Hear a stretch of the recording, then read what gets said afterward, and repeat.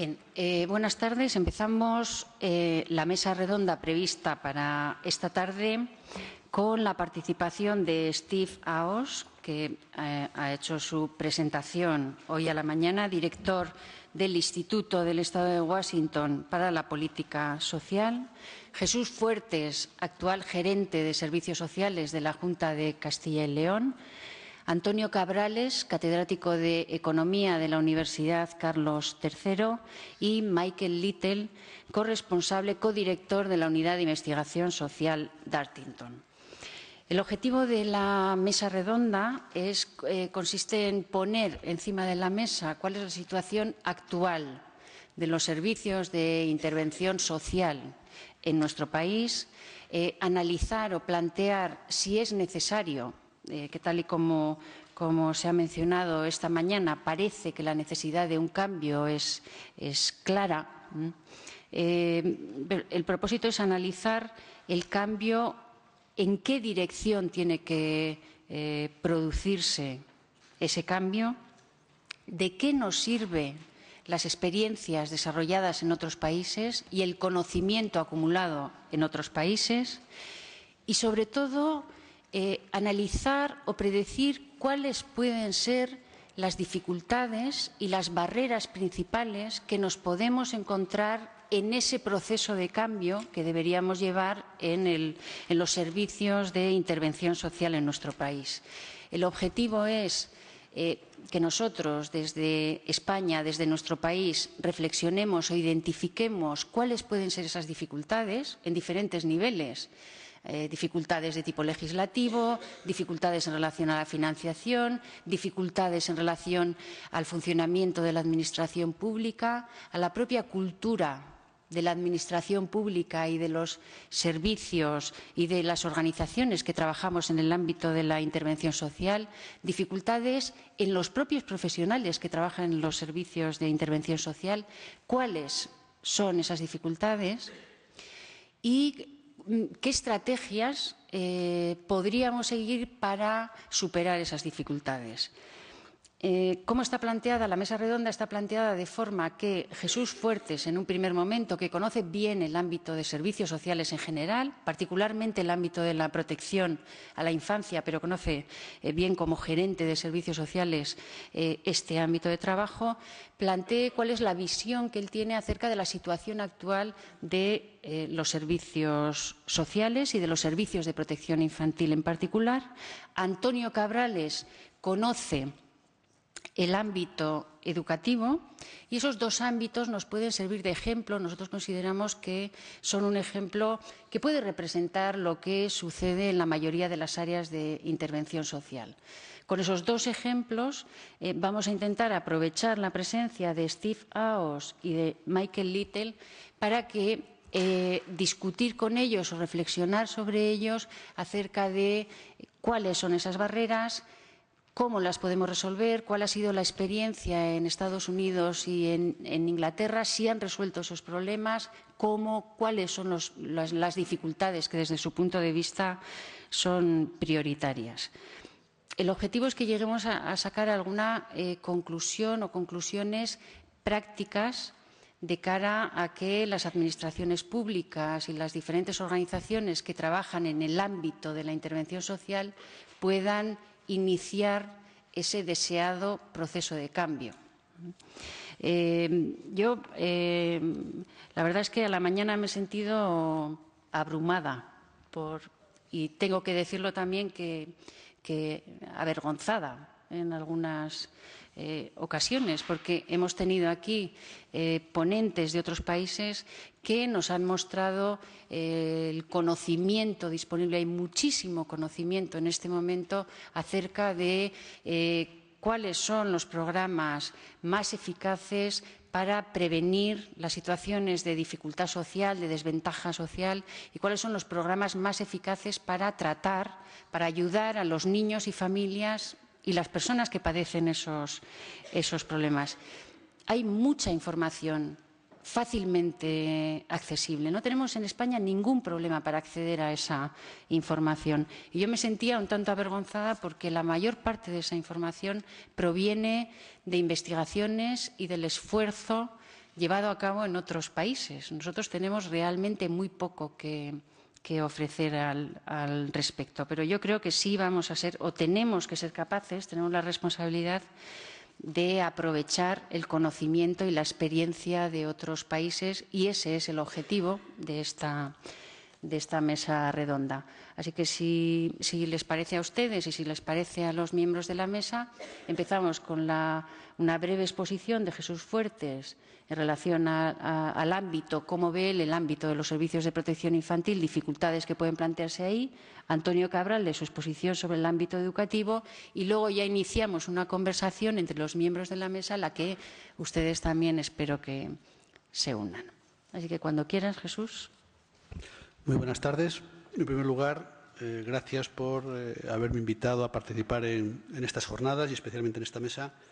Y enhorabuena a los organizadores porque si este tema es pertinente y es necesario afrontarle, en este momento de crisis económica es imprescindible que nos aproximemos, ¿no? Que nos aproximemos a esta metodología de trabajo que nos va a permitir ser más eficientes y, además, atender mejor las necesidades de los niños, ¿no? Me he permitido hacer unas reflexiones, son reflexiones personales. Mi punto de vista o mi visión es desde una comunidad y la experiencia que he podido tener en estos años, ¿no? Por lo tanto, es probable que esto no represente estas ideas a todo el territorio, pero he pretendido que sean ideas suficientemente generales que nos permita discutir, debatir e incluso discrepar, ¿no? Porque, lógicamente, son pinceladas gruesas. Yo creo que en España sí que se ha producido mucha investigación en materia de protección a la infancia, probablemente dentro del ámbito de lo social, de la intervención social y la política social. Los temas de infancia han producido bastante investigación. Y es una investigación muy vinculada, además, en la colaboración con las universidades. Pero también es verdad que la investigación que hemos realizado adolece de varios problemas, ¿no? Y problemas importantes dentro del tema que estamos hablando. Tenemos muchos estudios descriptivos de muy diversa índole.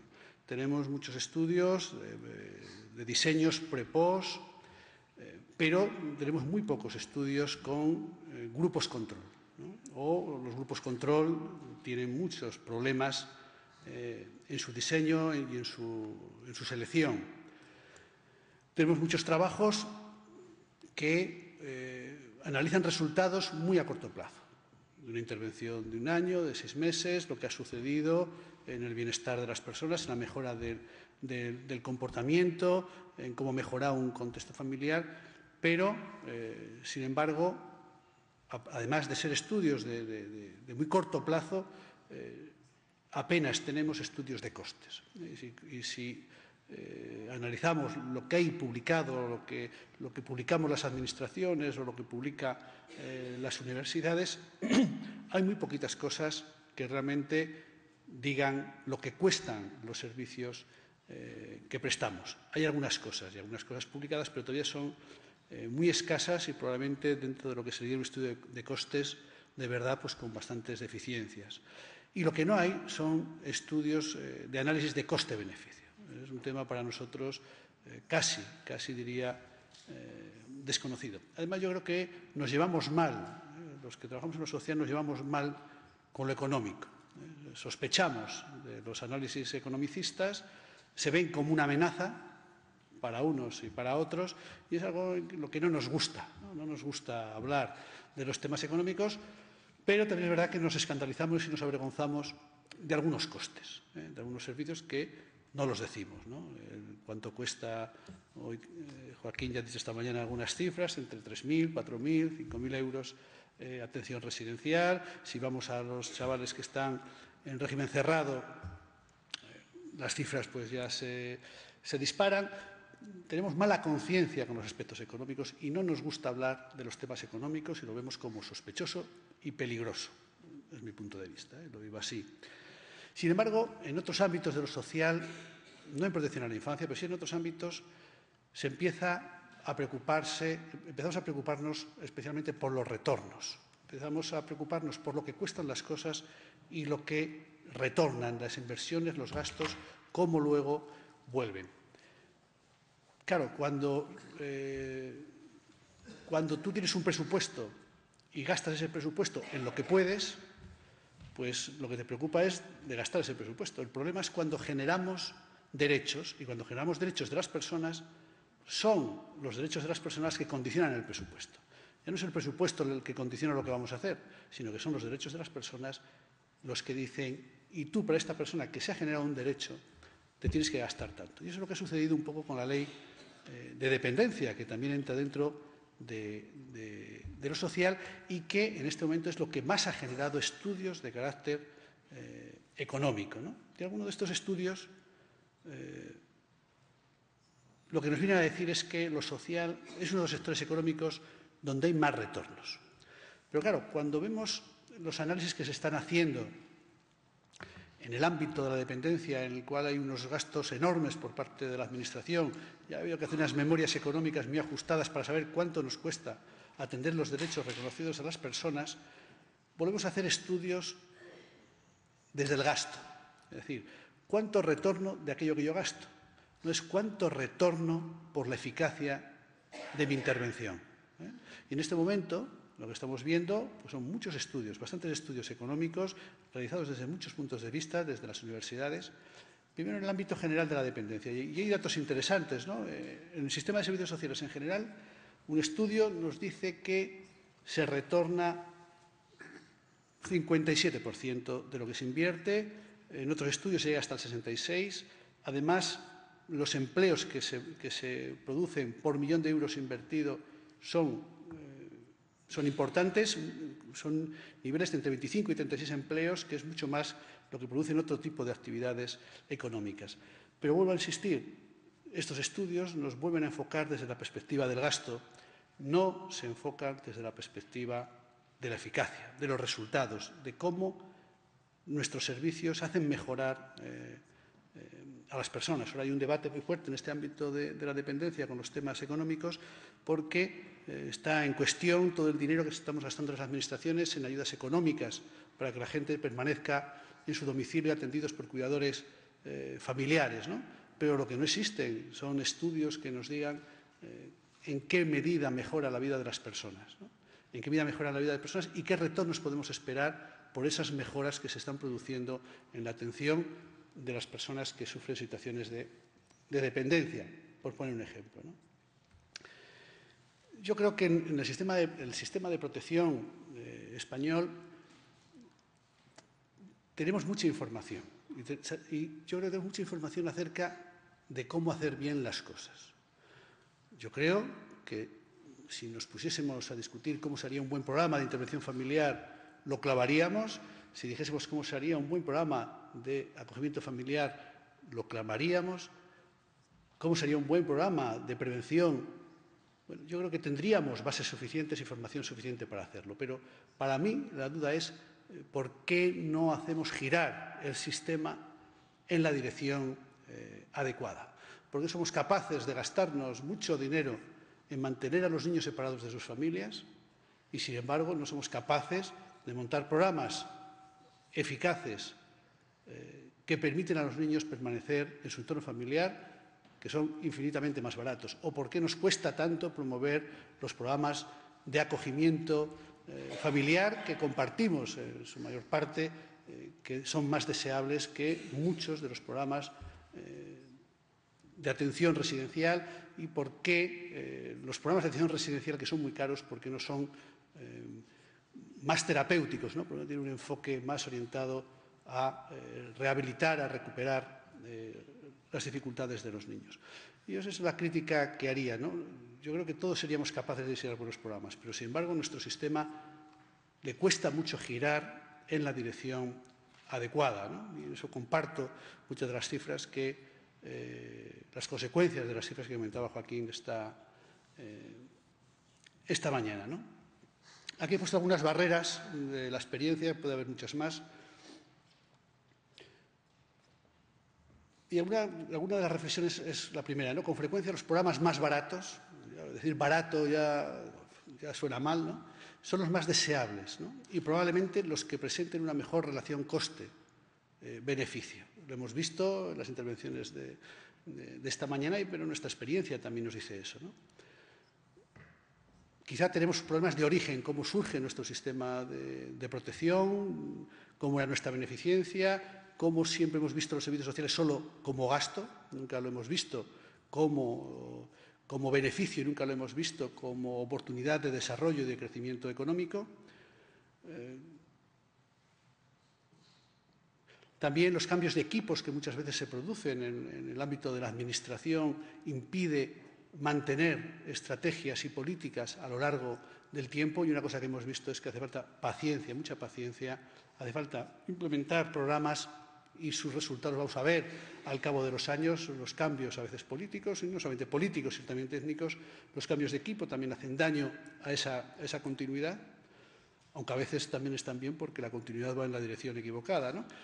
Pero es cierto que los cambios de equipo perjudican, ¿no? Las estructuras y organizaciones administrativas también a veces entorpecen una visión global del sistema, de todos los aspectos que tienen que ver con la intervención en el ámbito de la protección, y eso se complica todavía con las competencias entre administraciones, porque las corporaciones locales tienen unas importantes competencias, sobre todo en materia de prevención, en materia de intervención en el medio familiar, y es difícil muchas veces llegar a un concierto que permita desarrollar estrategias comunes y a largo plazo, teniendo en cuenta la propia autonomía de las corporaciones locales. Como decía, también esa desconfianza hacia los análisis economicistas, ¿no? Nos entra sarpullido cada vez que hablamos de esto. También es verdad que producir cambios, implementar programas nuevos, aunque tengas un beneficio económico y reduzcas los gastos, eso no se produce muchas veces de manera inmediata. Es importante incrementar el gasto en el sistema, aunque al cabo de 5, 6, 7 años, 10 años, te revierta esos beneficios. Entonces, no siempre es fácil encontrar los fondos que permitan poner en marcha programas nuevos, ¿no? Y en este momento más complicado todavía.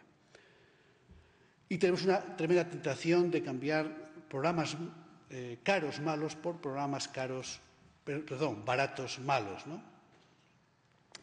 Y esto sucede claramente si gastamos grandes cantidades de dinero en mantener a los niños separados de sus familias y, sin embargo, luego somos cicateros en poner programas de intervención familiar que tengan la intensidad suficiente.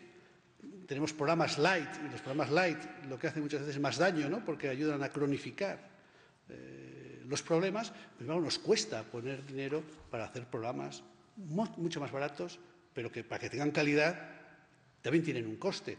O nos cuesta, y el debate es eterno, el cambiar el acogimiento familiar por el acogimiento residencial, sabiendo que el acogimiento familiar va a ser 3 veces más barato, por lo menos, que el residencial, pero debatimos inútilmente acerca de si las familias cuánto deben cobrar, cuánto no deben cobrar, y nos enredamos en ese tipo de cosas, ¿no? Y corremos el peligro de abaratar, pero poniendo programas baratos de mala calidad, ¿no? Yo creo que también falta una preparación en aquellos que tenemos responsabilidades de gestión, ¿no? Pues a veces es difícil, podemos ser buenos psicólogos, buenos terapeutas, pero no somos buenos gestores, ¿no? Y yo creo que esa simbiosis sería un reto muy importante, el trabajar juntos, personas del ámbito de lo social, junto con personas que proceden del ámbito de la economía, ¿no? Y después hay múltiples rigideces administrativas, ¿no? Para la reconversión de los recursos hay muchas dificultades, ¿no? Unas son que tienen que ver con el personal cuando quieres cambiar de destino a otros programas diferentes, hay cantidad de cortapisas. O, por ejemplo, incluso las estructuras presupuestarias, las posibilidades de mover dinero dentro de una política presupuestaria de una administración en la que hay que potenciar las inversiones en un momento dado en contra del gasto corriente, pues si tienes un programa que requiere gasto corriente, aunque sea más barato, va en contra de la política general de la administración. Es decir, que tenemos la propia administración, tenemos ciertas cortapisas que nos impide poder hacer modificaciones presupuestarias que pueden ser interesantes e importantes para poner en marcha estos programas. Y después hay muchas dificultades prácticas, ¿no? Yo creo que en la experiencia cotidiana, sabiendo que es un buen experimento, un buen diseño experimental, el poder tener buenos grupos control, en la práctica es difícil, es bastante complicado. Nuestra experiencia nos indica eso, ¿no? Que no siempre es fácil poder evaluar los programas por problemas prácticos, o incluso hay un problema ético, ¿no?, por medio. Es decir, si la Administración decide poner un programa, ¿por qué lo pone para este territorio y no lo pone para el otro, sabiendo que pudiera estar beneficiándose todos, y hay que hacer esa división durante unos años con el fin de garantizar su evaluabilidad y por el fin de garantizar la valoración de su eficacia, ¿no? Bueno, pues estas son algunas de las dificultades. Luego podemos hablar de algunas propuestas, si te parece. Gracias. Vale. Antonio, ¿te parece? Pues, me reitero también en el agradecimiento por la invitación y para no repetirme, pues obviamente esto es algo que necesitamos, así que simplemente adelante. Como ya ha dicho Ignacia, pues yo voy a hablar un poco más de cuestiones de educación. Primero pensaba dar dos experiencias que se han hecho en Estados Unidos para contrastar un poco con nuestra experiencia. De hecho, iba a hablar solo de una, pero viendo las noticias de hoy, dado que parece que el Ministerio está por la labor de reducir el tamaño de clase, pues empezaré con esta, que es la que iba a obviar. Hay un experimento muy famoso que se llama STAR, por Student Teacher Achievement Ratio, que quiere decir la ratio entre estudiantes y profesores y los logros de los chicos, que lo que hacía era reducir el tamaño de clase de 25 a 17, y lo hizo en 79 escuelas de Tennessee, es decir, como era un experimento, en unas se hizo y en otras no, elegidas al azar, entre primero y cuarto de primaria en el curso 85-86. Entonces, lo que observaron, y aquí hay un par de gráficos, pero no es muy importante, lo que observaron es que había una mejora de notas de entre 0,3 a 0,6 desviaciones estándar entre el grupo tratado y el grupo de control. Y también observaron que una vez que parabas la intervención, es decir, que las clases volvían a 25 alumnos en lugar de 17, pues las ganancias de notas paraban. Una cosa muy interesante, y por esto lo he traído, es porque hace un par de años, ha habido un reanálisis de estos datos por Racheti y otros profesores de Harvard, que analizan los datos de estos chicos cuando llegan al mercado de trabajo. Y esto es lo que me interesa aquí. Estos datos son del 85 y del 86, y estos datos siguen disponibles hoy para que estos investigadores lleguen y puedan comprobar qué es lo que ha sucedido. Entonces, en estos dos gráficos lo que tenemos es, por un lado, en la figura 1, tenemos los salarios en 2007 de estos chicos relacionado con las ganancias de notas durante el tiempo de la intervención. O sea, hacía 20 años antes, una intervención. Recuerden que una vez pasada la intervención ya no hubo ganancias. Entonces dicen, la ganancia que sí hubo durante el año de intervención, ¿qué impacto tiene esto en los salarios de los chicos? Y pueden ver ahí que los salarios pueden casi más que duplicarse dependiendo de la ganancia que hayan tenido en sus primeros años. Así que lo que parecía ser un efecto que desaparecía, por algún motivo, generó un impacto que duró en el tiempo y que tiene efectos importantes en los salarios y también en la probabilidad de ir a la universidad por parte de estos chicos, que también se relaciona ahí la ganancia en las notas con la probabilidad de ir a la universidad. Así que muy interesante desde mi punto de vista es que esos datos se guardaron más de 20 años para que alguien después pudiera venir y reanalizar los resultados. Más interesante todavía, dado que estamos en ámbito de intervención más social, hay esto que llaman el programa preescolar Perry. Hay otro programa muy parecido que es el abecedario, que forma el corazón de lo que es algo que el premio Nobel Jim Heckman en los últimos años, desde que le dieron el premio Nobel, se emocionó, se lo dieron por otra cosa, pero se emocionó con esto y empezó a analizar y reanalizar los datos. Y es probablemente los más famosos de intervención temprana educativa que hay con chicos. Consistía en algo tan relativamente sencillo como una sesión diaria en el aula de 2 horas y media, en grupos muy reducidos, algo parecido a lo que sería nuestra educación compensatoria, y además una visita semanal de un profesor al hogar familiar de 90 minutos de duración. Esto es preescolar, es decir, entre 0 y 3. Los participantes fueron 58 niños negros pobres de Michigan entre 1962 y 1967 durante 30 semanas al año. Y luego los grupos de tratamiento y de control fueron objetos de seguimiento hasta la edad de 40 años. Es decir, en el año 2007 todavía estábamos siguiendo a estos chicos. ¿Qué es lo que vimos o qué es lo que se vio con esto? En primer lugar... Perdón, se ve que hablo un poco deprisa. Siempre os lo digo a mis estudiantes, pero me doy cuenta que aquí es un problema porque me tienen que traducir. Bien, una cosa que se observó es que había unas ganancias de cociente intelectual, pero estas ganancias desaparecían muy rápidamente en el tiempo, y esta fue parte de la razón por la que el programa se discontinuó. Pero cuando muchos años más tarde se ha vuelto a analizar los resultados, vieron, ¿pero qué ha sucedido aquí? Estos chicos, el porcentaje de estudiantes de chicos que son estudiantes de educación especial, ahí se me olvidó una palabra, se reduce del 34% al 15%. Es decir, que el porcentaje de estudiantes que han pasado por el programa que necesitan atención especial se reduce drásticamente con respecto a lo que habría sido el grupo de control. Además, piensen que eran unos estudiantes que venían de un entorno muy desfavorecido. El porcentaje de chavales de ese grupo que estaban por encima del percentil 10 en resultados académicos, que eran realmente resultados académicos terribles, pasó del 15%, había poquísimos, 1 entre 7 que estaban por encima del 10%, digamos, en la media global del Estado, al 49%. Así, casi la mitad salieron de esa trampa de resultados desastrosos. El porcentaje que se gradúa a su debido tiempo en la escuela, en Estados Unidos la educación, digamos, estatal está hasta los 18 años, aumenta del 45 al 66%, la proporción que ingresan por encima de $2.000 también se multiplica por 4, los que poseen una vivienda propia pues, se multiplica por 3 o nunca precisan de asistencia social por 2, las caídas de la tasa de criminalidad a la mitad. Cuando analizas todos estos resultados, evalúas una tasa de rentabilidad de alrededor del 10%. Es una de las más elevadas para cualquier programa de intervención social que yo conozco. Y fíjense, también desde mi punto de vista, lo interesante es que han sido capaces, primero, de guardar los datos durante 40 años y de ser capaces de ver si iban a educación especial o si no, las notas que tenían en exámenes estandarizados, los que se graduaban a su tiempo, cuánto ingresaban, si tenían una vivienda, si tenían asistencia social, su tasa de criminalidad. O sea, la capacidad de ver todos estos datos es una cosa realmente extraordinaria y es lo que ha permitido que Heckman y todos sus coautores pues, hayan podido realmente analizar este programa.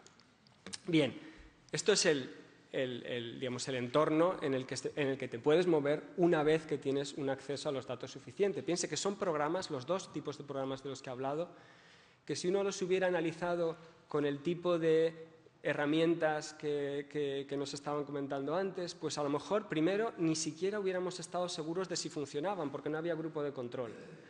Segundo, como solamente se analizan a muy corto plazo, habríamos pensado que eran ineficaces. Como se analizan pocas dimensiones de la intervención, pues habríamos pensado que realmente era una cosa de poca importancia. Cuando uno tiene todo junto, pues se da cuenta de que realmente es muy importante realizarlo de esta manera, con paciencia, hay que aguantar 40 años con los datos y con un rigor en el análisis que es importante. Yo, por ejemplo, ya hablando de nuestro caso, no conozco en España ni un solo programa educativo que se haya introducido de forma experimental con un buen grupo tratado y un buen grupo de control. Ni uno, no conozco, cero. Y algunas de las dificultades que nos han explicado las entiendo, porque cuando he intentado plantear a responsables educativos estas cosas nos decían, uy, hay un problema ético. Por cierto, hablando de problema ético, todas y cada una de las medicinas que nos tomamos hoy en día han utilizado este procedimiento. A nadie se le ocurriría tomarse una medicina que no ha sido autorizada por la agencia correspondiente de validez de este medicamento. Y claro que hay un problema ético. Si yo estoy dando una píldora y un placebo a unos enfermos de cáncer, llega un momento que podría ser que uno de los dos grupos se esté beneficiando del otro de lo que el otro no se beneficia. Pero existen procedimientos éticos para tratar con eso. Cuando hay suficiente confianza en que realmente el tratamiento es válido, se puede parar el tratamiento, digamos el análisis clínico, para darse esa medicina a todo el mundo. Podríamos hacer algo parecido aquí. Así que yo creo que no es tan importante la cuestión de la consideración ética.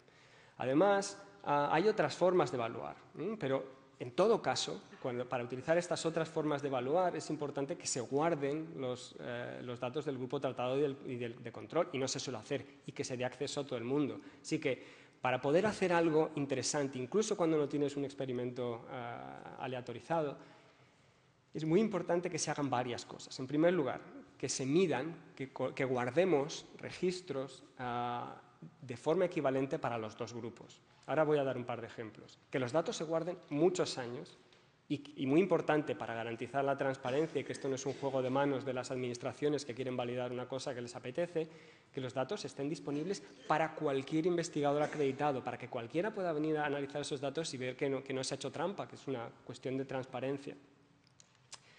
Hay dos ejemplos muy sencillos para que vean que esto se puede hacer inmediatamente. Un ejemplo es el bachillerato de excelencia que acaba de comenzarse en la Comunidad de Madrid. El examen de ingreso genera un grupo de tratado y de control razonable. Al menos la gente que se queda en el borde de pasar y no pasar, es decir, si la nota de corte para entrar en el programa, en el bachillerato de excelencia era 7,5, no sé cuál era, pero si fuera 7,5, pues digamos que el haber tenido un 7 o haber tenido un 8 se debe a tantas circunstancias azarosas que son prácticamente un grupo válido, tratado y de control para estudiantes de esas características. Se puede aplicar técnicas muy estándares que se llaman regresiones de discontinuidad para analizar el impacto de esos programas. Así que ahí hay uno que se podría hacer ya. La segunda importante, para hablar de otra comunidad autónoma distinta, hay un programa de calidad en la Junta de Andalucía que propone, entre otras cosas, dar incentivos, incluso monetarios, a los profesores que consigan determinados objetivos contrastables en los institutos. De nuevo, aunque no es un programa aleatorizado, por desgracia, la regla de entrada en el programa requiere que 2/3 del claustro voten que sí para la participación. Y eso hace, y además me he documentado, que como hay muchos institutos que están en el borde del 66%, pues los que tengan un 70% y un 60% son en la práctica un buen grupo tratado y de control. Entonces, para cualquiera de estos dos programas y muchos más, uno necesita hacer unas pruebas externas estándar a los dos grupos, si no es imposible. Pero tienes que guardar los datos de todo el mundo, no solamente de los chicos que entraron en el bachillerato de excelencia, sino de los que se examinaron y no pudieron entrar. A esos dos grupos hay que hacerles un examen estándar. Hay que guardar los datos 20 o 30 años porque es perfectamente posible. El bachillerato de excelencia es un ejemplo perfecto para esto. Es perfectamente posible que uno vea que en las notas no se nota diferencia entre los chicos del programa que entran en el bachillerato de excelencia y los otros. Por una razón muy sencilla, son ya chicos bastante brillantes. No creo que en las notas vaya a tener un impacto fácilmente detectable de manera estadística, pero a lo mejor dentro de 20 o 30 años veremos que los que iban al bachillerato de excelencia, por ejemplo, se habían dedicado más a las ciencias o tenían algún otro tipo de trabajo, algo que eso sí puede ser medible, pero para eso hay que guardar los datos. Y además es muy importante que no haya que luchar con la administración para conseguirlos, que cualquiera que tenga un interés legítimo pueda acceder a ellos debidamente anonimizados, lo que haga falta para preservar el anonimato de los estudiantes, pero que sea posible coger esos datos y hacer cosas con ellos. Entonces, ¿qué problemas anticipo si hacemos algo razonable como esto? Primero, la resistencia a los experimentos de la que ya he hablado. Pero como he dicho antes, todos los medicamentos que tomamos se prueban así. No hay ninguna justificación válida para decir que lo que se hace con un medicamento no se puede hacer con una intervención educativa o social, porque si acaso las intervenciones médicas son mucho más peligrosas que estas otras. Aquí puede haber un beneficio que no se obtiene exactamente igual con un medicamento para alguien que puede ser casi una cuestión de vida o muerte, o literalmente una cuestión de vida o muerte. Por tanto, hay una resistencia a los experimentos que hay que, acabar con ella porque no tiene ninguna justificación, al menos no tiene ninguna justificación mayor o distinta a la que la pueda tener en la cuestión de medicamentos. La segunda dificultad que yo anticipo es que probar la bondad de un programa educativo puede llevar mucho tiempo, 2 décadas. El ciclo político es muy corto y puede ser que haya muchos políticos que lancen un programa porque están muy interesados y digan, uy, si yo tengo que esperar 20 años a saber qué pasa con esto, no me interesa. Bien, hay algo que es posible, uno puede hacer pruebas intermedias, uno puede mirar qué sucede con las notas de los chicos del bachillerato de excelencia o los que experimentan el programa de calidad a 1 año o 2 años. A lo mejor no se ve nada, pero podremos ir viendo cosas. Y en todo caso, nuestro legado es una política que puede funcionar o no. Tenemos que intentar convencer a los políticos de que no se trata simplemente de llegar a las próximas elecciones, sino de establecer un legado que la historia juzgará. No es algo que tenga que juzgarse necesariamente de manera inmediata. Hay una cuestión terrible y es que en las administraciones les cuesta mucho darle los datos si no eres, entre comillas, amigo. Les aterroriza que los datos los pueda mirar el enemigo. Y además el enemigo puede estar en los sitios más insospechados. Por dar un ejemplo, un programa que yo estuve intentando analizar para estudiantes de altas capacidades que tienen también en la Comunidad de Madrid, que se puede hacer un análisis del tipo que he dicho antes, muy sencillo porque la entrada en el programa es esencialmente la nota de corte en un test de cociente intelectual, entonces si tienes más de 130 puedes entrar y si no, no. Así que eso genera una discontinuidad también bastante interesante para estudiar. Lo primero que me dijeron es, uy, no sé si vamos a poder acceder a esos datos porque la parte de la administración que los controla no son muy amigos nuestros. Yo, era de las primeras veces que intentaba hacer algo de esto, no daba crédito a mis oídos. Pero como después lo he ido oyendo en muchas otras ocasiones, he dicho, pues realmente será así. Tenemos que poner reglas que obliguen a dar los datos a cualquier investigador acreditado o simplemente a cualquier persona física que quiera estudiar esos datos. Los datos no son de la administración o del sector, subsector de la administración que los controla. Los datos los hemos generado con dinero público, son de todo el mundo. Por tanto, es necesario que, yo creo que hay una ley de transparencia que no me he mirado, que obliga algo de esto, pero tiene que ser extremadamente claro para que nunca pueda haber un problema de, uy, es que no sé. Y luego, ¿qué sucede si los resultados son negativos? Porque si los miras y luego te dicen, uy, no puede usted publicarlo porque los resultados son negativos para el programa. Pues lo siento mucho. Los datos los hemos generado con programas que se han hecho con mi dinero y estos datos se tienen que publicar porque además está en el interés de todos. Qué mala suerte que haya resultado mal, pero en fin, esto no podemos dar la libertad porque sabemos que si les damos la libertad nos van a decir que no. Por tanto, el coste-beneficio debe ser una obligación legal. Y con esto termino porque todos nosotros tenemos la responsabilidad, tenemos que obligar a nuestros representantes a que digamos, podamos evaluar nuestros programas y que los políticos recuerden que son nuestros empleados, ¿no? Están elegidos con nuestros votos y el dinero que están utilizando no es suyo, es de todo el mundo y por tanto debe ser una cosa transparente y accesible a todo el mundo. Muchas gracias.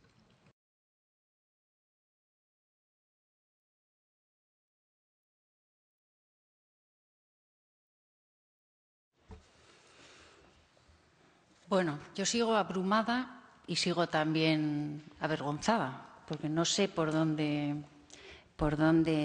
empezar. Yo cuando oía hoy a la mañana la presentación de la alcaldesa de Madrid, una persona a la que yo valoro mucho, la alcaldesa insistía o planteaba la necesidad de evaluar los programas de intervención social como algo que, como una especie de, yo así lo he sentido, probablemente la haya interpretado mal, pero como un descubrimiento, ¿no? Estamos en un momento de crisis y tenemos que evaluar bien la eficacia de lo que hacemos y no malgastar el dinero público.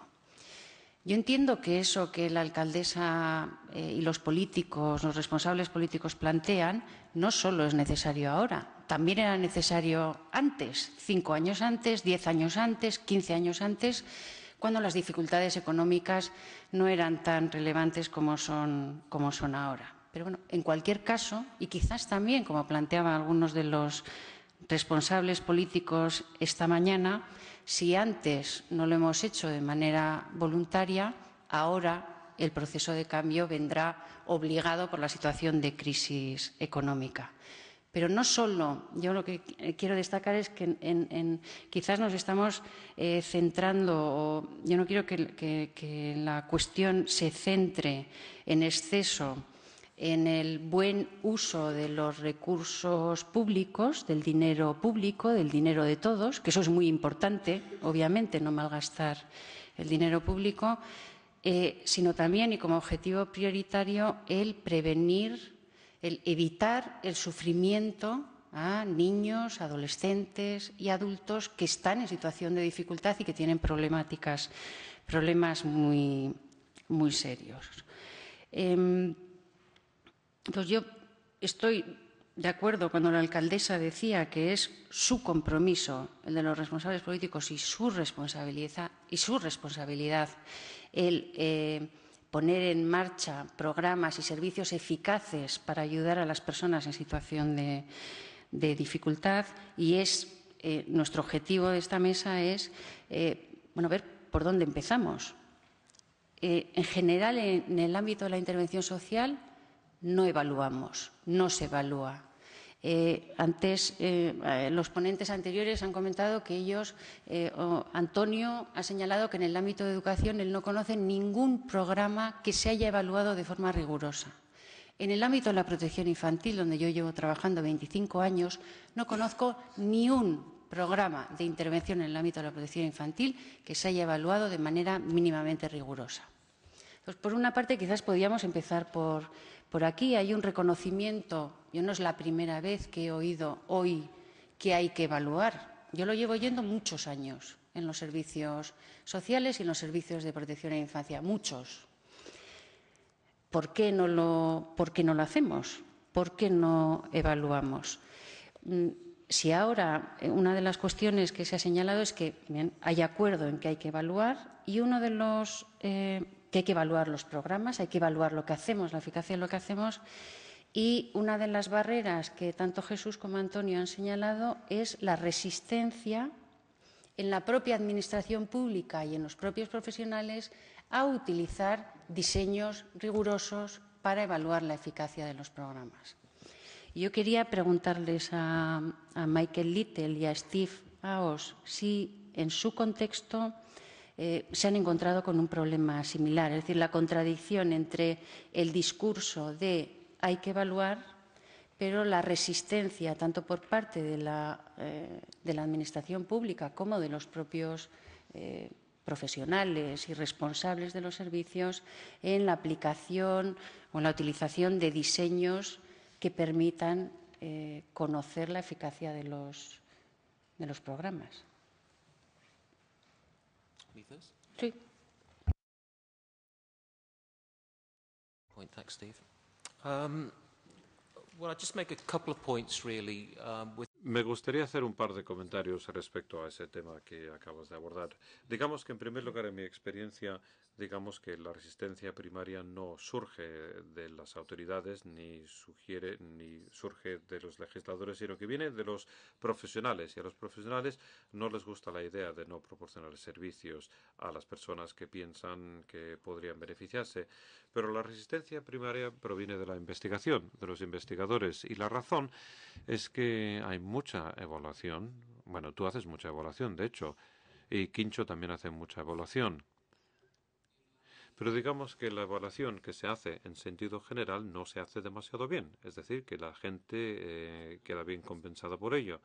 Entonces, en mi experiencia, la barrera primordial o primaria es que tenemos mucho de lo que yo defino como opiniones de profesores y sus evaluaciones. Entonces, si yo le pidiera a David Olds que hiciera una evaluación y le dijera, David, échale un vistazo a mi programa, no hagas un diseño, un estudio randomizado y dime lo que piensas. Y me dirá, pues está muy bien o está muy mal. Y le vamos a hacer caso porque es David Olds, porque es una persona muy importante. Pero no importa si es David Olds o si eres tú o si soy yo o si es Steve. Lo que importa es cómo David Olds hace la evaluación. Y evidentemente los investigadores se muestran muy resistentes a la hora de aprender nuevas maneras de hacer la investigación. Así que creo que hay que hacer muchísimo trabajo dentro del sistema universitario. Quiero decir que esto me recuerda en gran medida al trabajo que hicimos en Irlanda, en Dartington, al principio de 2005, donde ayudamos a los filántropos a invertir $2 millones para mejorar los resultados en Irlanda, en el norte, en Irlanda del Norte y en la República de Irlanda. Y por aquel entonces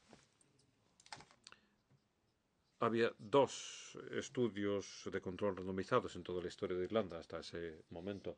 Y creo que para cuando acabamos, creo que había 20 ya en marcha o que se habían llevado a cabo, que se habían llevado a término. Y mi mensaje, partiendo de todo esto, es que en primer lugar tienes que trabajar con los investigadores, pero mi suposición era que llegaba con $200 millones y mucho dinero para gastar en los investigadores, pero no les estábamos ofreciendo el trabajo como lo querían hacer ellos. Así que era un tema.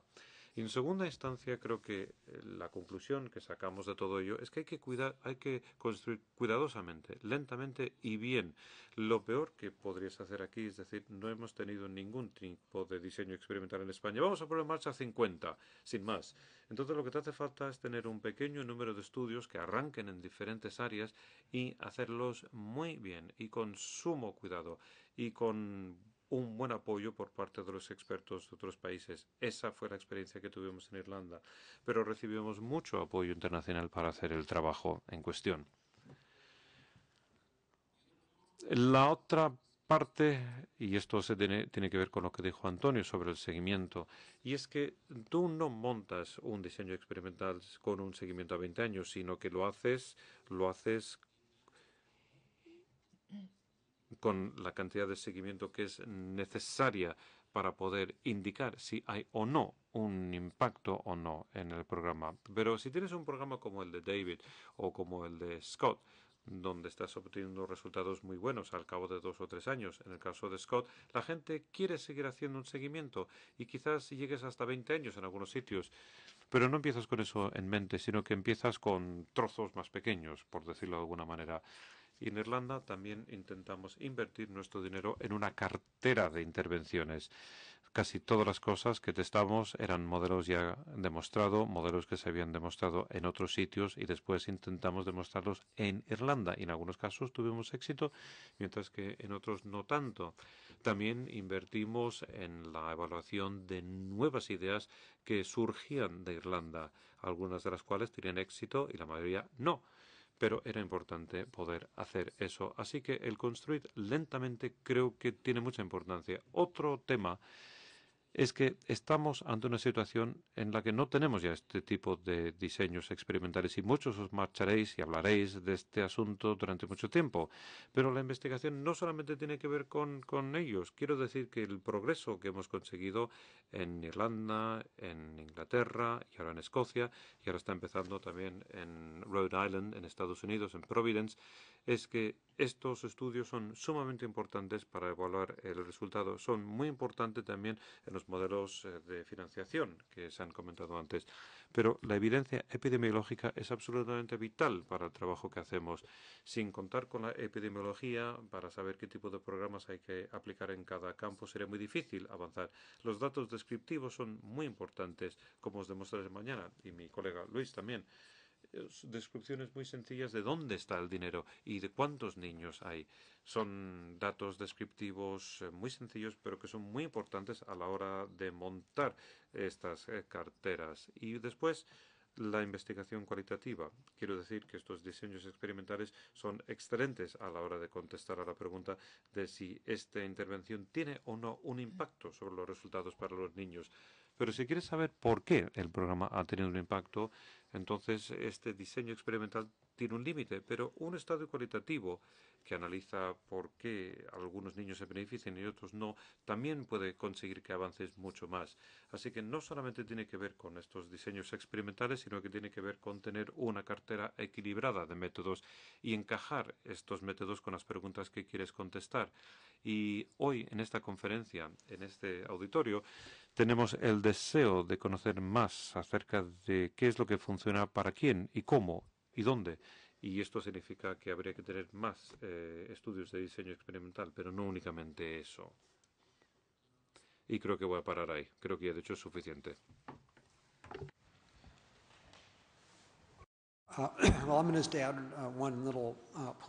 Yo voy a añadir solamente una cosa en el área de la educación, porque nosotros en Estados Unidos hemos avanzado más en investigación en el área de la educación, pero hay mucha resistencia política a la hora de reformar el sistema educativo, sobre todo el sistema de educación obligatoria desde primaria hasta el final de la educación secundaria. Y esa resistencia ha llevado a mucha gente, pues se están haciendo muchos estudios por todo el país, intentando no utilizar un diseño experimental para estos niveles educativos, sino los mejores métodos econométricos no experimentales para analizar las estadísticas administrativas y empezar a crear estadísticas administrativas que permitan sacar una inferencia sobre cómo obtener mejores resultados y cuál es el papel de los profesores y cómo podemos aprender más sobre cómo contratar profesores de calidad que consigan con buenos resultados de forma reproducible. Y en algunos estados los propios profesores y sus sindicatos son muy reacios a permitir que se utilicen esos datos. Y como se pueden utilizar con métodos mejores, no experimentales, para establecer esas relaciones causales, y eso puede llevar a cambios en las políticas. Algunos estados permiten el acceso a esos datos libremente para que los investigadores lo puedan analizar. En mi estado, en Washington, habíamos tenido un cierto retraso en eso porque allí los profesores tenían bastante poder y no habían permitido que se accediera a esos datos para los estudios, pero ahora las cosas están cambiando simplemente porque hemos sido muy persistentes. Gobierno tras gobierno ha ido presentando borradores de ley para que se pueda acceder a los datos para la investigación, incluyendo mi propio grupo de análisis para el legislativo, y ha sido un proceso muy lento, demasiado lento, pero por fin estamos consiguiendo ir accediendo a esos datos para poder relacionar, por ejemplo, la información sobre los profesores y sus alumnos y sus resultados. Y si eso lo puedes hacer y se lo das a un investigador experto, pueden empezar a hacer cosas con esos datos, datos de profesores y alumnos, resultados de exámenes, resultados universitarios, dónde estudiaron los profesores, dónde obtuvieron su titulación, qué cobran, qué nivel de experiencia tienen. Se pueden relacionar todos esos factores, se pueden llegar a establecer relaciones causales muy interesantes que te pueden llevar a rediseñar el sistema de educación obligatoria. Hemos avanzado algo en esta última legislatura, aunque ha habido muchos obstáculos que ha habido que superar, pero cuando se consigue en el estado de Washington la norma es que tiene que haber 49 a 25 a 1. Es decir, en nuestra Cámara de Representantes estatal, si consigues 49 votos, son 98 parlamentarios regionales, y además el gobernador firma la medida, se consigue avanzar, y poco a poco se ha ido consiguiendo que se aprueben esas normas para poder acceder a todos esos datos que antes no podíamos. Con lo que el diseño experimental está muy bien y por supuesto que es el nivel más alto de evidencia, pero no tenemos muchas oportunidades de hacer estudios de ese tipo por diversos motivos en Washington, y se pueden aprender muchas cosas de otro tipo de estudios utilizando los métodos apropiados, siempre que se pueda tener acceso a una muestra suficientemente importante de datos. Y hay que ser persistente para poder conseguir ir accediendo a esos datos. Y bueno, lleva tiempo, por supuesto, pero con ese tiempo se consigue avanzar.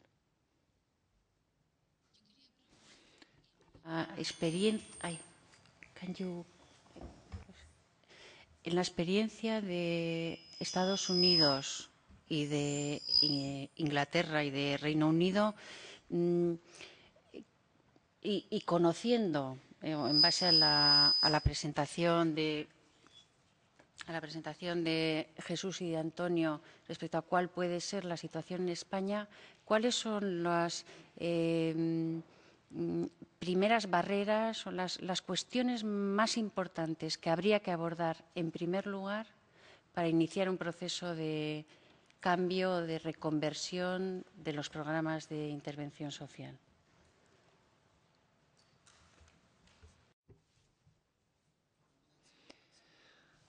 Bueno, esa es una pregunta muy, muy difícil porque, bueno, voy a intentar formular algún tipo de respuesta.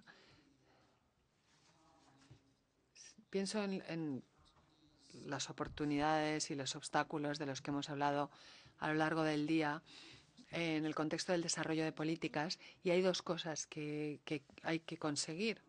Bueno, hay muchas más, pero las primeras que se me ocurren son estas dos. Primero, incluso si tienes muy buenos datos y tienes estudios con diseño experimental, tienes que analizar esos datos, tienes que hacer el análisis coste-beneficio, y solamente el generar esas cifras, incluso en el mejor de los casos, es un tema complicado y tienes que tener un concepto. Ya he explicado numéricamente cuál era nuestro concepto y cómo estamos intentando presentar la información, y simplemente el generar esas cifras, esa parte cuantitativa, económica, es lo primero que habría que hacer, y parece que aquí todavía no se ha hecho suficientemente una evaluación, ya sea con diseño experimental o no. El aprender de lo que se ha hecho en otras partes del mundo se puede hacer sin tener que duplicar. Nosotros lo hacemos en Washington. Intentamos aprender de los demás y luego ver si eso se puede trasladar a Washington, y vosotros tendríais que hacer lo mismo aquí para España. Pero esa es la parte de las cifras. Y luego está la otra parte de lo que nosotros hacemos, que es la parte, digamos, institucional. Nosotros dedicamos muchísimo tiempo a establecer unas estructuras institucionales dentro de la administración del Estado de Washington para que fluya la información a los que toman las decisiones sobre cómo se va a gastar el dinero y dónde, y las políticas que se van a adoptar.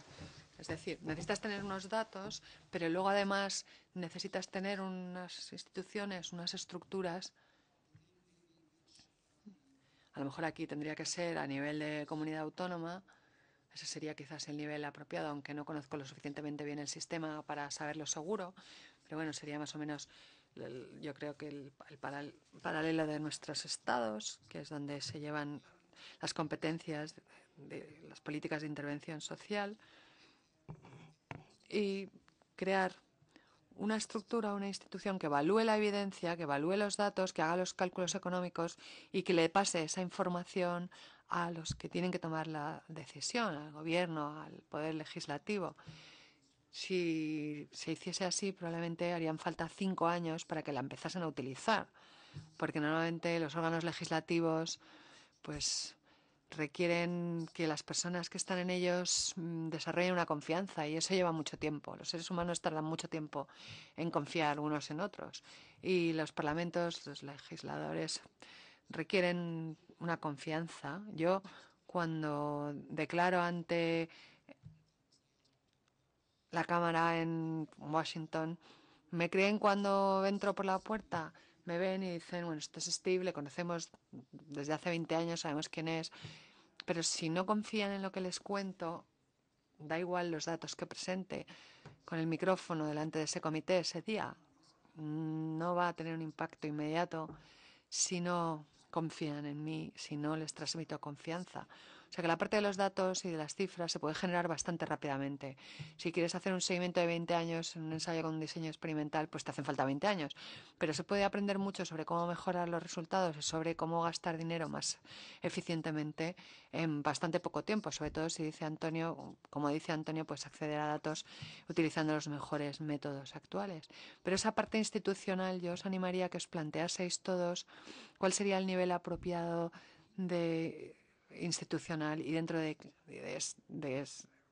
qué nivel de gobierno habría que establecer ese grupo o equipo de estudios. Nosotros en Washington hemos aprendido que es mejor no tener un montón de institutos de investigación, uno que se dedique a temas de justicia y otro a temas de bienestar infantil y otro a temas de abuso de drogas. Es mejor tenerlo todo centralizado en una agencia que coordine todo, porque si de lo que se habla es de cómo asignar fondos, presupuestos para obtener resultados generales como mejores resultados en la escolarización o menos delincuencia o menos maltrato infantil, es fundamental que sea un tema más transversal. Y esa información que se genera probablemente quede mejor o fluya mejor si está emplazada en un órgano más transversal cuyo propósito sea suministrar una asesoría imparcial sobre estas cuestiones y ponerla en marcha, aunque sea una unidad pequeña, no pasará nada inicialmente, esa información no la va a usar nadie los primeros 3-4 años, pero luego las cosas empezarán a moverse. Y si el caso de Washington es un ejemplo, cada vez te encargarán más y más estudios y cada vez se usará más la información. Y según se va creando ese clima de confianza entre los que generan la información y los políticos en el gobierno, se van consiguiendo más resultados. Bueno, Steve está hablando de una perspectiva un poco centralizada de gobierno, en el caso de Steve, del gobierno de Washington. Y, por cierto, yo desde luego también alentaría a España que lo hiciese a nivel de comunidad autónoma, por lo menos así. El método de Steve es el más apropiado para el nivel de la comunidad autónoma y yo creo que sería muy positivo también para las demás comunidades autónomas.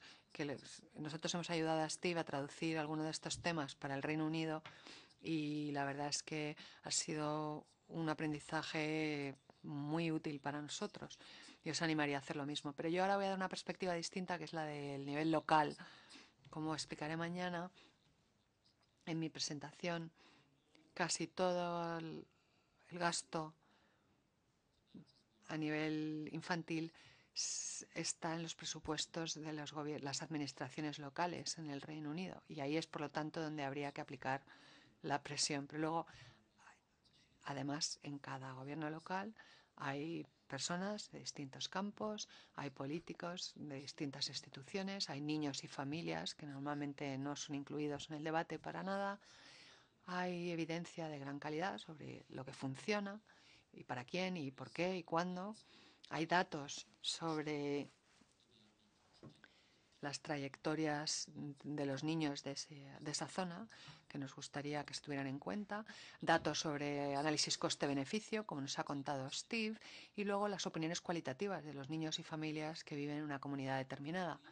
Y lo que hemos observado es que la forma fundamental de avanzar en cualquier región o en cualquier localidad que es del tipo que sea, de Guipúzcoa o a nivel de comunidad autónoma, País Vasco, Andalucía, la clave para avanzar es tener una visión común, que haya un consenso por lo menos en una serie de cuestiones.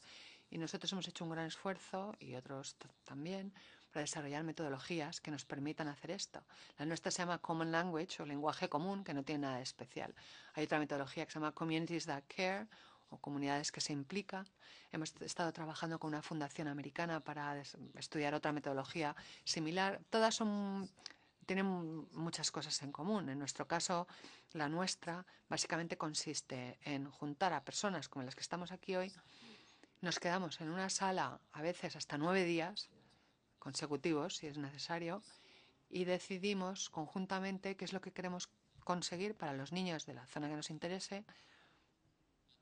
Sí, a nivel local hablamos sobre cómo vamos a conseguir esos objetivos o esos resultados y normalmente será con un catálogo de programas basados en la evidencia y algo de innovación y luego hablamos de dónde van a salir los presupuestos para que haya financiación para todo el periodo que se esté considerando y finalmente hablamos de cómo se va a evaluar para estar seguros de si cada uno de esos programas está teniendo el impacto esperado y también para ver si realmente hay una trayectoria de mejora para la infancia en general. Pero esa conversación nosotros la coordinamos y nuestra tarea es que lo que se decida provenga de los expertos que están en esa sala, no del alcalde, no del concejal de educación, que seguramente es el que tiene el control de los presupuestos, o a lo mejor Sanidad va a tener más presupuesto, más poder que la persona de servicios sociales, sino de todos los implicados, todos los departamentos, todos los expertos y las propias familias. Y para mí, esa ha sido una metodología de trabajo que ha tenido un gran impacto tanto en Irlanda como en Birmingham, como en Glasgow, y ahora acabamos de empezar en Providence, en Rhode Island, en Estados Unidos. Y otra cosa que quería decir es que para poder hacer esta tarea, sea como sea, con el método de Steve, que es desde una unidad central, o el nuestro a nivel local y consensuado, que tampoco tienen por qué ser alternativas en conflicto, hay que seguir un enfoque mucho más disciplinado. Yo he tenido que seguir una metodología mucho más estructurada que cuando trabajaba con vosotros hace 10 años. La gente con la que trabajo tienen que seguir esa estructura para conseguir estos mejores resultados. Y lo más difícil para todos es hacer menos mejor. No se trata de hacer más.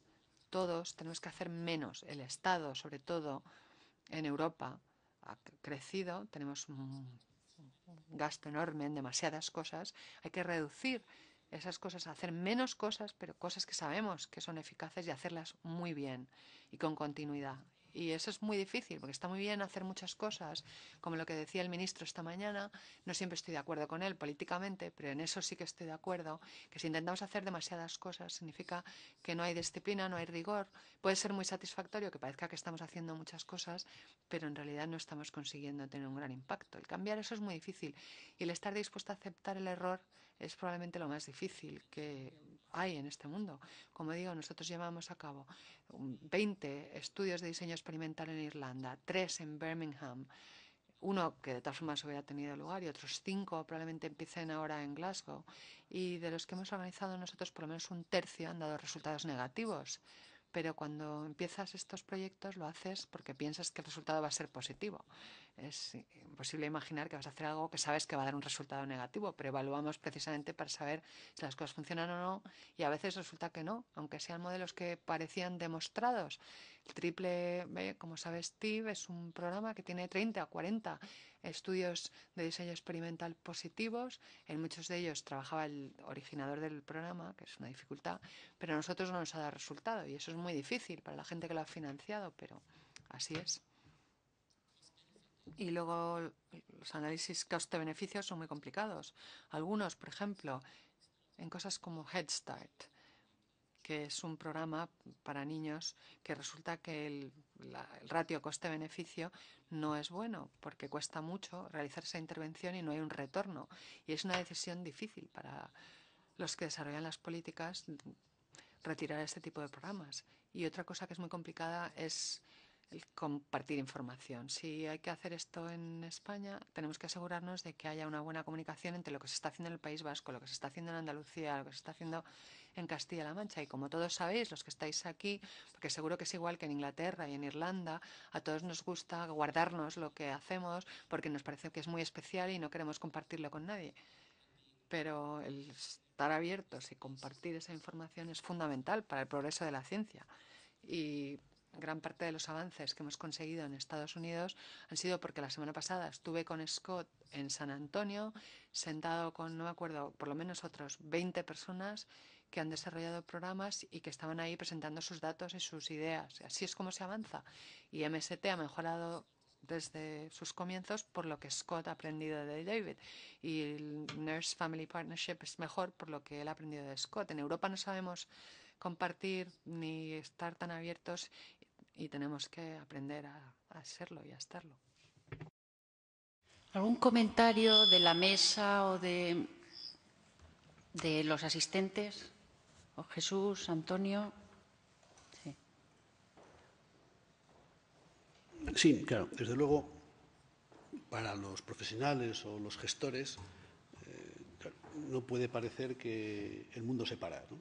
El mundo se para y entonces ahora todo lo que hacemos, no podemos hacer nada que no esté bajo un diseño experimental, haya dicho que eso es evidente y que eso funciona, aun sabiendo que lo que funciona siempre tiene un grado de provisionalidad, ¿no? Porque, como hemos dicho, Antonio, cosas que parecía que no funcionaban, al cabo del tiempo han demostrado otros datos. Bueno, Pero claro, los gestores o los profesionales estamos todo el día haciendo cosas, ¿no? Y tomando decisiones sobre qué hacer y qué no hacer, ¿no? Y no podemos estar sujetos simplemente a la evaluabilidad, ¿no? Y además, en experimentos de laboratorio, esperar 20 años, exagero, 5 o 6 años a ver qué sucede, ¿no? Y además tenemos que tomar decisiones sobre políticas generales para la población, ¿no? No todo, a unos sí y a otros no, y esperar a ver qué sucede, y sobre todo cuando hablamos de derechos que no pueden estar sujetos simplemente, que se basan en normativa, no pueden estar simplemente sujetos a una demostración. Otra cosa es que, a medida que se avanza la ciencia, las leyes, las normas vayan recogiendo toda esa información. Entonces, claro, cuando tomas decisiones de actuación cotidiana y de planificación, primero, yo creo que hay ciertas evidencias, siempre con cierta profesionalidad, que ayudan a tomar decisiones, porque no podemos evaluar todo y absolutamente todo lo que hacemos. Lo importante es dónde focalizamos, hablando del sistema de protección, ¿no? Es una pregunta que les hago, ¿dónde ellos focalizarían, ¿no? Pues claro, también tenemos el tema de replicar lo que se ha hecho en otros sitios, ¿no? También tiene muchos riesgos, ¿no? Replicar sin evaluar, pero por algún sitio tenemos que tomar decisiones de qué podemos hacer.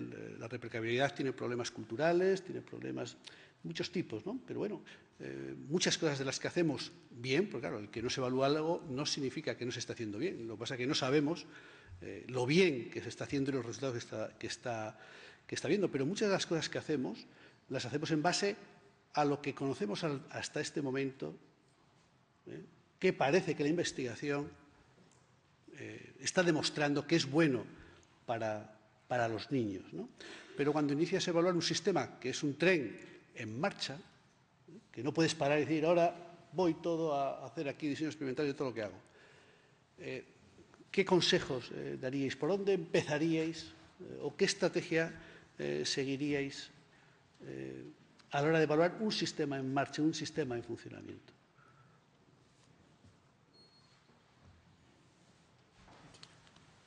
Well, a couple of things. First of all, Bueno, un par de cosas. En primer lugar, creo que es muy importante tener en cuenta que Estados Unidos, que mañana diré muchas más cosas sobre esto, es realmente el origen de la mejor evidencia científica en este campo, porque como David Scott y Steve confirmarán, una pequeña parte del gasto de intervención social en Estados Unidos está basado en la evidencia. Es una proporción muy pequeña. No nos imaginemos que todo va a llegar a ser basado en la evidencia de aquí a 5 años, porque no va a ser así, ni mucho menos. Pero, por otra parte, para mí es tremendamente importante que que evitemos utilizar programas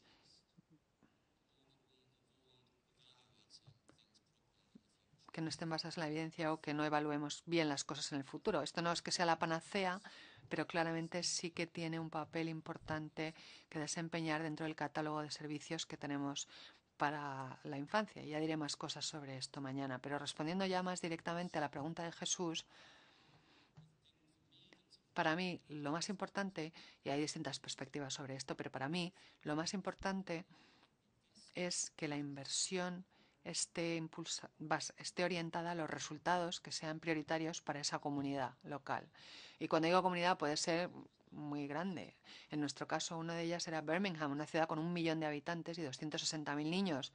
Pero los resultados, los programas o las intervenciones que llevábamos a cabo en esa ciudad estaban definidas por las prioridades locales, por la epidemiología local, por la perspectiva de las familias y niños locales y de las agencias y departamentos que trabajaban en esa zona.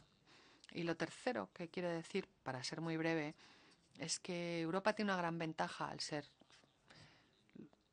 segundos en este proceso. Ya lo he visto en Irlanda y en Escocia y España también puede beneficiarse de ello. Simplemente 2 ejemplos.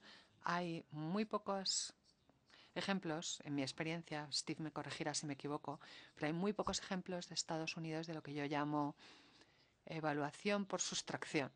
Es decir, casi toda la evaluación en Estados Unidos es evaluación por suma. Es decir, vamos a añadir un programa de enfermería comunitaria o vamos a añadir MST. Pero ¿qué pasa de quitar, por ejemplo, programas residenciales? ¿O qué pasa si quitamos algún sistema de protección de la infancia que pensamos que no es eficaz? Y evaluamos qué pasa. No todo, por supuesto, aunque va a haber que quitar muchas cosas en los próximos años, igual que nosotros en el Reino Unido hemos tenido que hacer por los recortes y lo seguiremos haciendo en el futuro.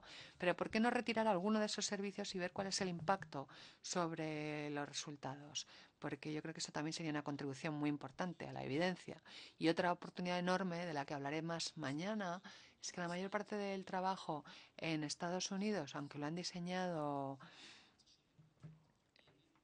personas que trabajan sobre el terreno y que están motivadas por estos niños, como nos ha dicho Steve en este caso, son sin embargo programas que tuvieron su origen en un laboratorio, en la universidad. Y este trabajo solo es sostenible a largo plazo a través de sistemas reales, en el mundo real. Entonces, ¿por qué no podemos nosotros en Europa empezar a diseñar innovaciones en los propios sistemas, en marcha, y con el mismo nivel de rigor científico, pero partiendo desde el mundo real y evaluando el mundo real y avanzando desde ahí? Así que yo creo que tenemos bastantes ventajas al ser los segundos en llegar a este proceso. Antonio, wanted to say anything?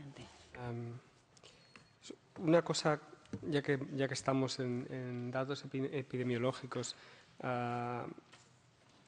yo también he utilizado datos epidemiológicos y ahí, digamos, el trabajo importante que hay que hacer es que las autoridades tengan en cuenta para qué se van a utilizar estos datos. En Madrid se hacen unas pruebas estandarizadas en sexto de primaria, se llaman pruebas CDI, de conocimientos y destrezas indispensables.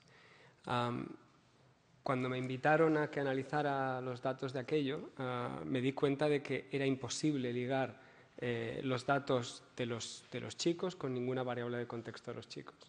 Y para que vean cómo suceden estas cosas, dije, bueno, pues entonces hagamos como hace PISA, si no es ninguna innovación radical, pongamos a cada chico al mismo tiempo que hace el examen, hace un cuestionario donde se le pregunta a sus padres qué profesión tienen y cuántos hermanos tienen, en fin, el tipo de variables de contexto que son útiles para un estudio de estos. Y ahí me encontré con esta barrera, por esto creo que es importante digamos, ponerla encima de la mesa, de la confianza. En este caso pudo ser porque el responsable político máximo, por algún motivo, confiaba en nosotros, dijo, sí, esto se va a hacer porque lo digo yo, pero tuvo que vencer resistencias serias. Entonces, la primera cuestión es, los datos epidemiológicos son muy útiles, pero conviene que, sobre todo para analizar un sistema en marcha, en un programa que está establecido, pero conviene que cuando se van recogiendo datos epidemiológicos se tenga en cuenta para qué se van a usar. Se van a usar para evaluar. Para evaluar es muy importante, por ejemplo, que uno pueda tener variables no solamente de resultado sin nada más, sino que hay que hacerlo más cosas. Y en caso de que haya que ligar bases de datos de un lado y de otro, que esto se haga fácil.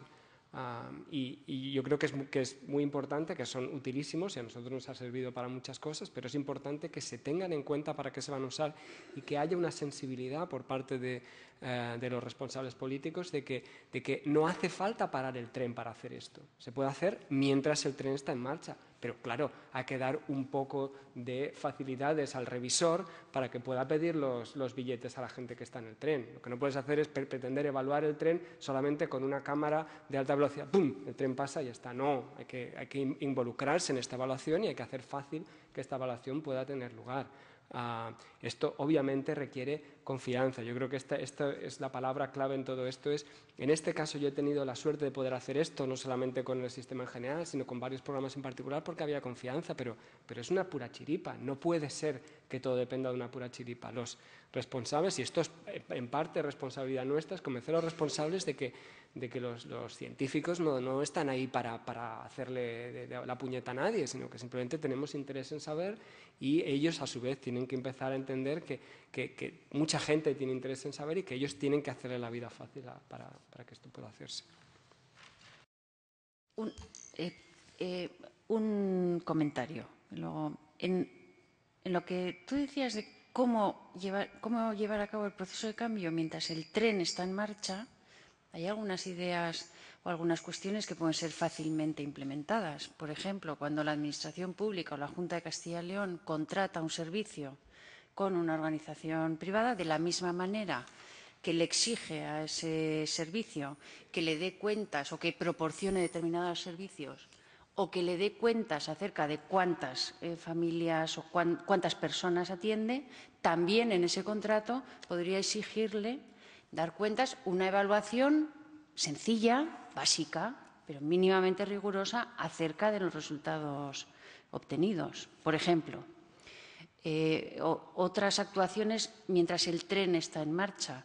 Yo he leído en algunos, quizás Steve nos pueda ayudar, en algunos estados de Estados Unidos, la implantación de nuevos programas, ahora hablando de programas basados en la evidencia, tiene un coste, no es gratis, en el sentido de que, como ya han hablado esta mañana, requiere una inversión de tiempo y de formación y supervisión por parte de los profesionales. Hay estados en Estados Unidos que, para promover la implantación de programas, de prácticas basadas en la evidencia, lo que han hecho ha sido de dotar de financiación adicional a aquellos programas o aquellos equipos que quieren desarrollar o modificar sus programas anteriores, convirtiéndolos o sustituyéndolos por programas basados en la evidencia. Por ejemplo, formas de financiación en algunos estados, también yo he leído que se paga más, el Estado, la Administración Pública, paga más cantidad de dinero por aquellos programas o aquellas intervenciones que son aquellas que la Administración Pública quiere promover. En este caso, prácticas basadas en la evidencia. Es decir, habría que buscar. Sí parece que hay, y como dice Antonio, habría que buscar cómo con un tren en marcha que sigue teniendo que estar en marcha se puede iniciar un proceso de cambio. Pero obviamente yo creo que no hay un coste cero. Es decir, todo proceso de cambio va a requerir una inversión adicional que luego va a suponer un ahorro de sufrimiento para las personas implicadas y un ahorro económico. Pero entiendo que se puede hacer. Ya no interrumpo más. I'd like to just amplify on that point, but also. Sí, me gustaría decir algo sobre eso y lo que ha dicho también Jesús sobre dónde hay que empezar, cómo se puede poner esto en marcha y lo que decía Michael también sobre reunir a todo el mundo durante 8 o 9 días para debatir temas. Bien, en nuestra Cámara Legislativa acabaron las sesiones hace un par de semanas y se aprobó una ley en la sesión de la Asamblea Legislativa y no es que hayamos avanzado mucho con estos estudios basados en la evidencia en lo que se refiere a los niños. Entonces, uno de los parlamentarios decía que la ley tenía que especificar que para 2014 el 50% de todos los dólares que gastaban nuestras agencias tenía que basarse en la evidencia, las agencias de protección al niño. Y para 2018 había que llegar al 85% de cada dólar que estuviera basado en la evidencia. Y esa ley empezó en la Cámara. Algunos de nosotros no pensábamos que era buena idea fijar porcentajes de esa manera, y especialmente en ese campo donde uno no sabe lo que funciona y lo que no funciona, o por lo menos no mucho. Y bueno, se aprobó, cumplió la norma del 49, pasó al Senado y ya se encontró con un bloqueo por parte de un senador que está al cargo del comité y dijo, espera, esto no lo podemos hacer, ¿no? Así que ahí se iniciaron las negociaciones, puesto que la ley se iba a morir, si no, en el Senado. Y en la negociación, al final salió una ley que aprobó el gobernador y ahora ya es definitiva. Así que esto es lo que va a hacer Washington en los servicios a la infancia en los próximos 18 meses. Este verano, mi instituto, junto con otro instituto de la Universidad de Washington, vamos a publicar conjuntamente una lista con lo que pensamos que funciona en el sistema de protección al niño. Tenemos ya nuestra propia lista, pero vamos a desarrollarlo un poco más de cara al verano. Y este informe saldrá en septiembre de este año. No está muy lejos la fecha y mi corazón empieza a latir muy rápidamente. Pero bueno, esta lista después irá a nuestra Agencia de Protección a la Infancia y se iniciará un diálogo que, bueno, en vez de 8 días serán 8 o 9 meses, y nos preguntaremos qué es lo que estamos haciendo en la actualidad en el estado de Washington que encaja con los principios que aparecen en esta lista de cosas que los investigadores nos dicen que es el camino a seguir. E inevitablemente al término de ese proceso va a haber cosas que van a ser buenas ideas, otras malas y cosas que no sabemos. Pero creo que es el proceso de cambio. Y la pregunta es que hemos tenido tanto éxito con los adultos y con la delincuencia juvenil y con los niños más pequeños.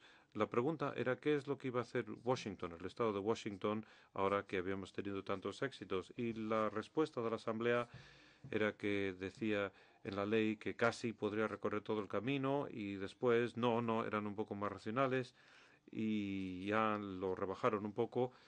Pero bueno, ahora se va a iniciar un diálogo formal que era el equivalente de ese debate de 8 o 9 días, que durará 8 o 9 meses, y que al final esto llegará de nuevo a la Asamblea, no en la siguiente sesión, pero creo que será en la sesión legislativa de 2014 y yo espero que se hagan algunos cambios sustanciales como resultado en parte del trabajo que se lleva a cabo como consecuencia de este estudio. Así que es un ejemplo de que cuando empiezas con algo e intentas desarrollarlo en este proceso estatal a través de la Asamblea Legislativa, bueno, pues en el estado de Washington estamos intentando empujar el proceso en estos dos campos, pero cuesta. Joaquín del público quería decir algo. ¿El micrófono?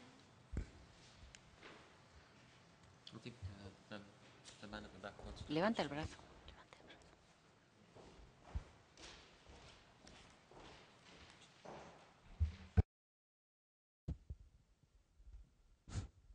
Hola, sí, ¿no?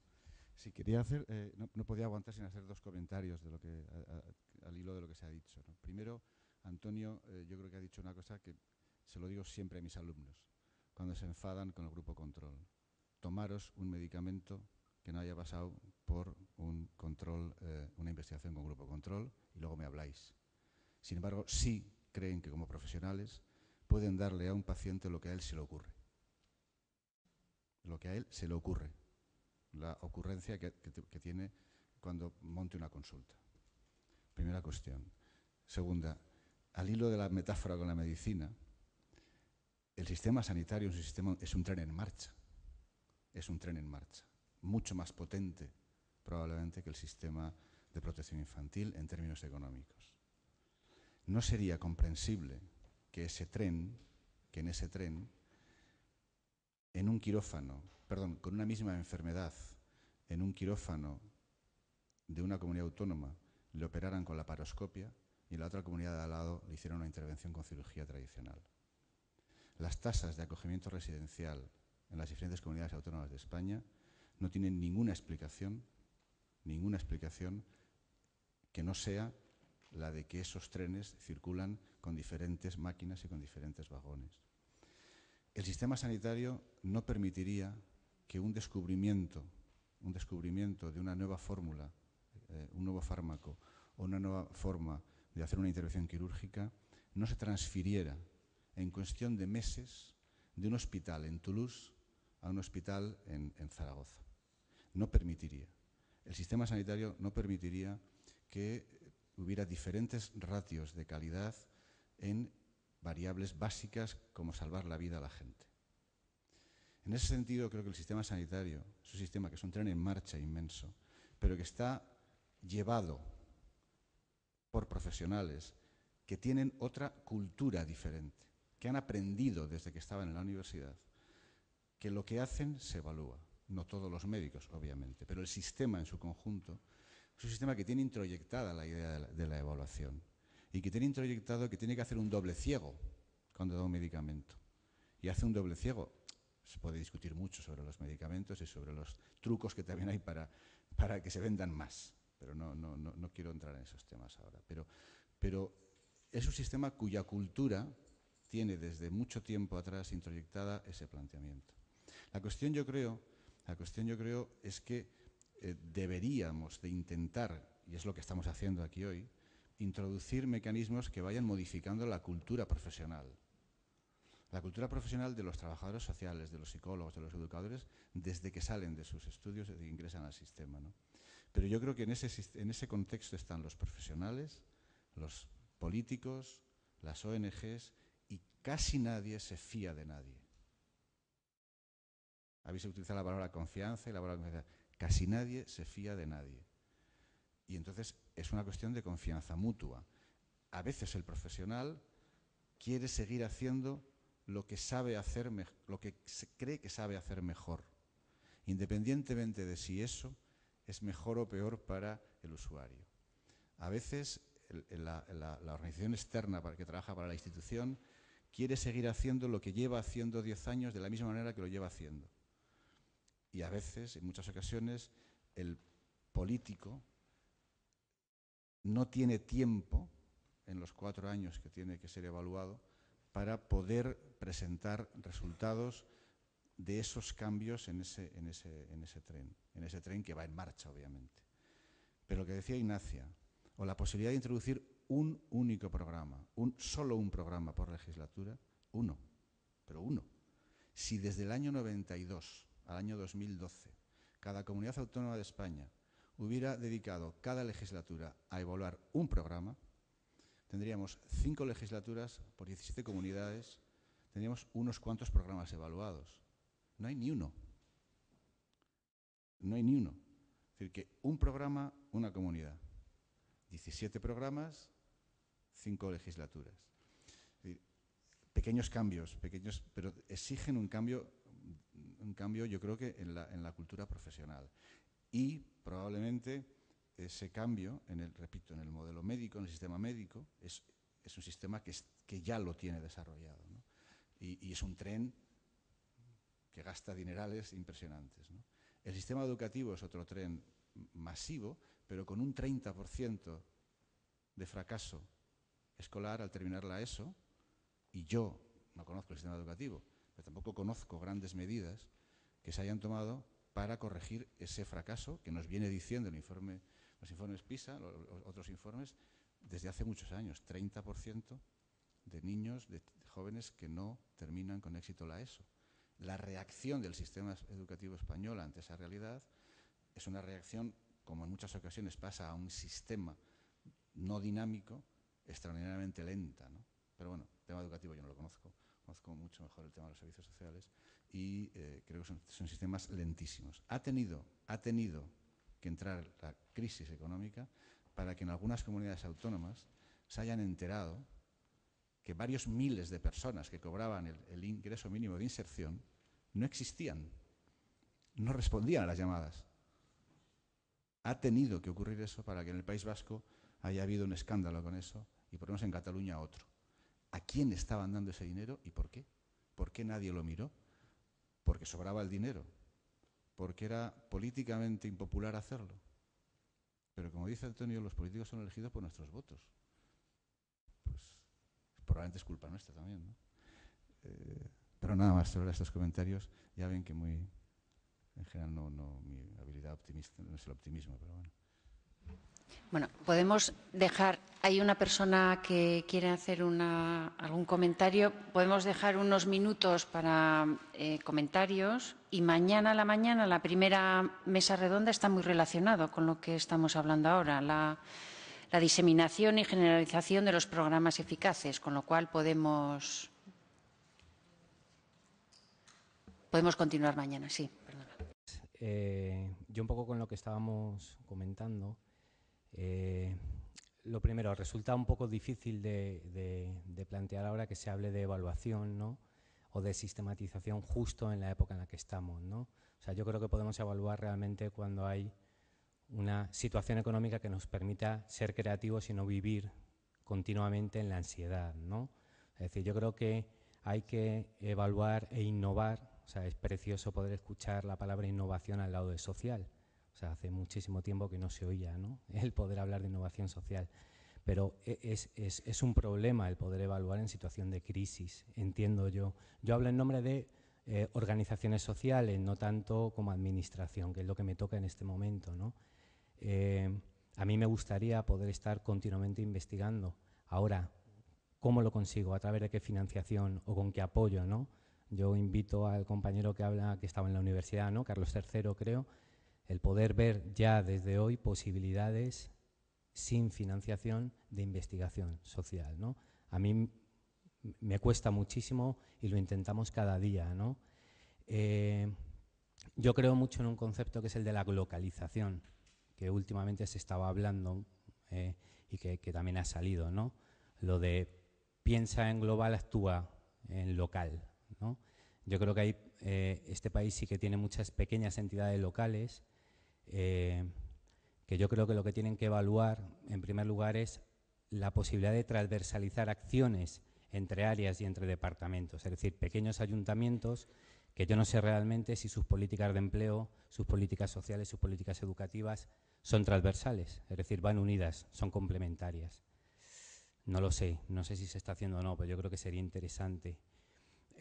No hemos hablado de un modelo de investigación, no sé si se trabaja en otros países, que es el modelo de investigación-acción participativa.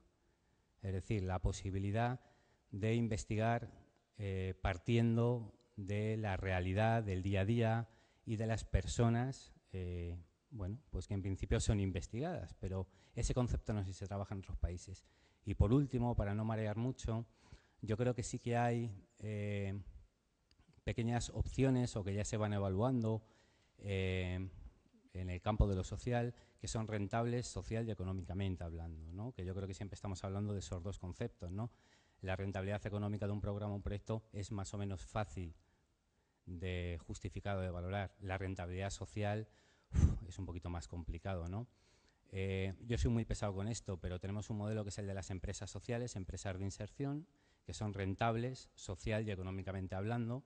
No sé si en otros países existe este modelo de empresas de inserción. Sé que en Francia sí, cada vez más. España poco a poco se va planteando ese concepto. No sé si en Estados Unidos se desarrolla o no. Y por último, se hablaba de trabajadores sociales. Yo soy trabajador social. Lo primero que aprendí es que para intervenir, y según nos marcaba nuestro método básico, era analizar, diagnosticar y planificar, ¿no? Yo creo que eso es básico para poder hacer innovación social, ¿no? Estudiar, diagnosticar y planificar, ¿no? Bueno, gracias. Okay, I'm going to be just very brief. Sí, muy brevemente. Ya sé que todo el mundo está cansado y es muy importante que nos marchemos de aquí sintiéndonos optimistas. Esto lo han dicho la ministra. Antes éramos un país rico en el Reino Unido, quiero decir hasta 2008, y ahora somos un país relativamente pobre. E irónicamente, desde que somos relativamente pobres, ha habido mucha gente que se ha interesado por lo que funciona, para qué, cómo y para quién. Hay mucha gente que se interesa por el coste-beneficio. Los estándares de evidencia, que son cruciales, ahora se han incluido en el programa político del Reino Unido. En la innovación tenemos una organización de beneficencia que se ha montado para promover la beneficencia y esto se ha producido como consecuencia del empobrecimiento y la financiación social, lo que decía Duncan Smith esta mañana. Todo esto se ha potenciado desde que se nos acabó el dinero. Así que a vosotros también se os ha acabado el dinero.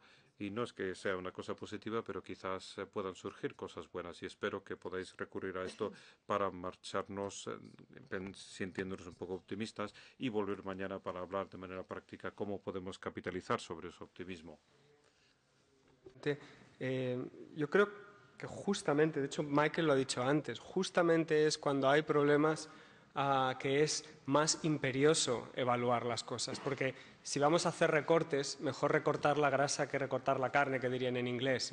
Queremos quitarnos la cosa que nos sirve, no queremos quitar lo que sirve. Es justamente en este momento cuando tenemos que ser mucho más cuidadosos con cómo tomamos las decisiones de que, por ejemplo, puede ser ridículo recortar el salario de todos los funcionarios un 5%. A lo mejor resulta que hay algunos a los que hay que echarlos directamente y hay otros que tienen que ganar un 30% más. Este es, digamos, por poner un ejemplo muy límite de cómo se harían estas cosas.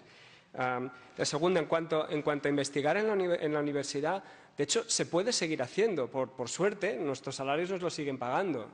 De hecho, algo tan fácil como lo que he dicho antes, de que los datos estén disponibles con facilidad y sin entorpecimiento, multiplicaría nuestras tasas de investigación aplicada en economía por 5 por 6 de manera inmediata. O sea que esto es algo que se puede hacer, simplemente necesitamos, como decíamos antes, un poco de confianza en la gente para saber que tenemos que hacer esto porque queremos hacerlo bien y ya está.